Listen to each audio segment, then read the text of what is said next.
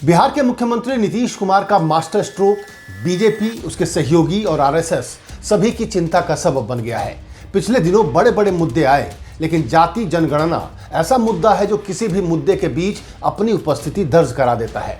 सदन के बाहर हुए मिमिक्री केस को ले लीजिए तो जात पात को देश तोड़ने वाला बताने वाली बीजेपी उपराष्ट्रपति की जाति बताकर सिंपैथी कार्ड खेल रही है।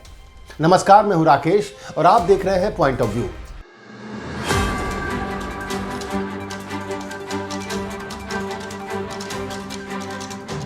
हाल में 5 राज्यों में हुए चुनाव में कांग्रेस के जाति जनगणना के वादे को लोगों का समर्थन नहीं मिला।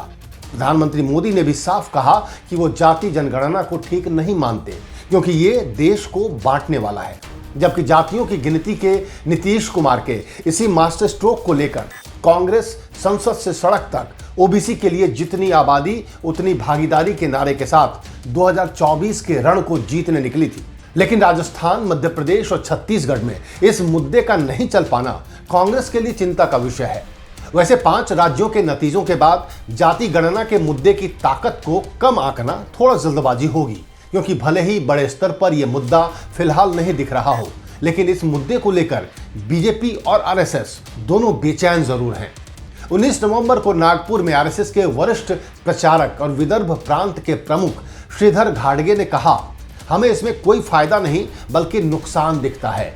ये असमानता की जड़ है और इसे बढ़ावा देना उचित नहीं है।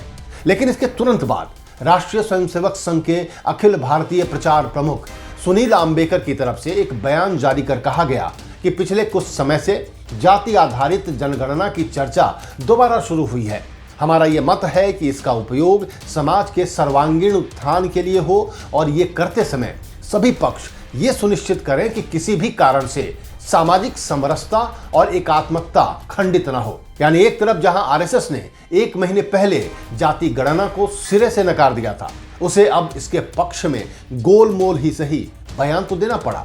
ऐसे ही गोलमोल बयान 5 राज्यों में चुनाव से पहले अमित शाह ने भी दिए थे, जब उन्होंने कहा था कि बीजेपी को जाति गणना से दिक्कत नहीं है।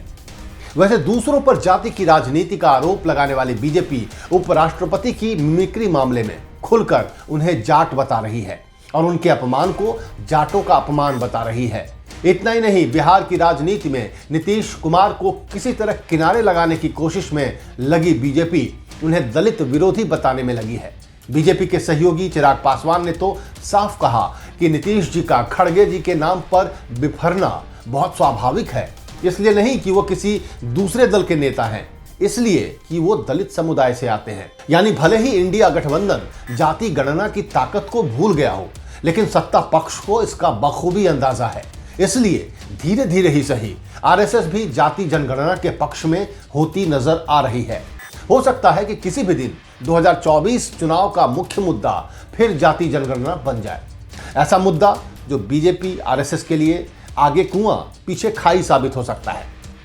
क्या आपको भी लगता है कि नीतीश के मास्टर स्ट्रोक की काट बीजेपी के पास नहीं है? क्या नीतीश के चले गए दांव में सरकार उलझ गई है? क्या जातिगत गिनती के लिए बीजेपी भी तैयार हो जाएगी? आप अपनी राय हमें कमेंट कर जरूर बताएं और लाइक और सब्सक्राइब करना ना भूलें। नमस्कार।